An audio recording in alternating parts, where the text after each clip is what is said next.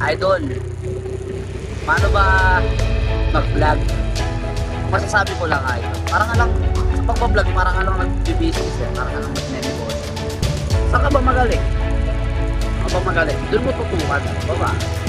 Comedy, drama, kalokohan, magaling. Gamitin mo yun. Yung skills mo na yan, kung saan ka magaling, yun ang gamitin mo kung paano ka makikilala. Yung iba nga dyan eh, yung iba dyan, nagpa-vlog.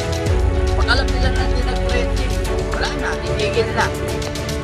Titigil na sila. Wala na sila ng lakas ng loob para magpatuloy, diba? Mali yun. Mali yun, idol. Masasabi ko lang sa'yo, gusto mo, ginagawa mo, huwag kang titigil. Kasi, hindi ka magsasucess eh.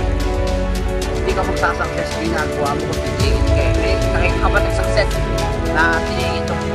Gusto nila? Siyempre, pagka gusto mo yun, tuloy-tuloy lang. Alam mo na kung ano yung discarding dapat mo gawin.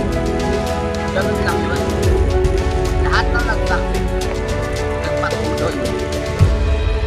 Inspirasyon nyo, pagkalugi, pagpaksak nila, para magsimula ulit ng panibago. Ganun lang mga idol.